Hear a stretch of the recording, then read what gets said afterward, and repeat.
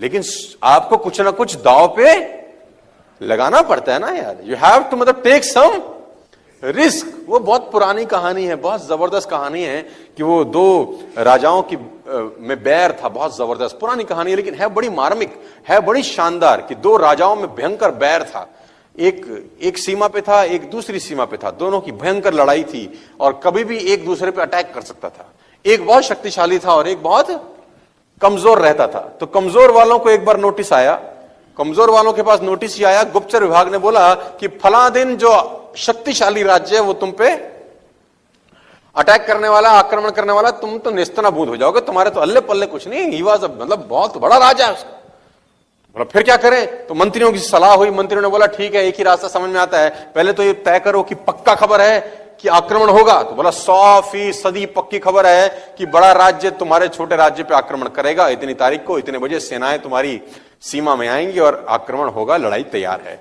अब क्या करें? उसने बोला अब एक ही तरीका है कि उन्होंने कब आक्रमण करना है, तो बोला 3 दिन के बाद। बोला तुम एक काम करो, तुम आए रात को आक्रमण कर दो, तुम उल्टा मार दो। तुमने बोला हम तो वैसे मर जाएंगे भाई, खरबूजा छुरी पे गिरे कि छुरी खरबूजे पे गिरे, कटना तो आखिरी में खरबूजे को ही है। तो बोला हम चले जाएं तो क्या होगा? उसने बोला होगा कुछ नहीं, एक चांस लेके देखते हैं, क्योंकि उन्होंने अटैक किया तो हमारा यह निश्चित है। हो सकता है अगर आज हम अटैक करें, आनंद फानंद में, हड़बड़ी में, वो प्रिपेयर नहीं होंगे तो शायद हम जीत जाएं। तो उन्होंने बोला चलो ठीक है, मरता क्या ना करता, बेगर्स आर नॉट चूजर्स, है ना, हमारे पास तो अब कोई चॉइस ही नहीं है।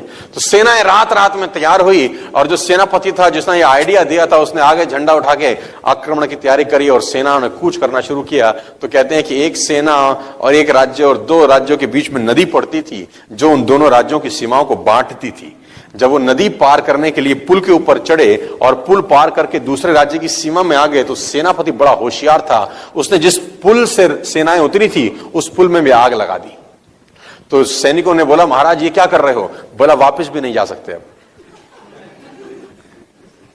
या तो मार दो या मर जाओ, वापस जाने का रास्ता मैंने तुम्हारे लिए छोड़ा नहीं है।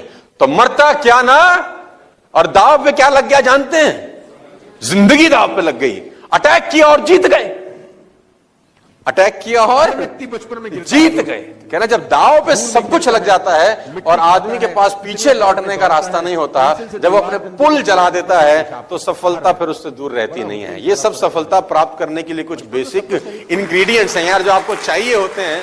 जब तक आप दाव पे कुछ नहीं लगाते, होता है कुछ।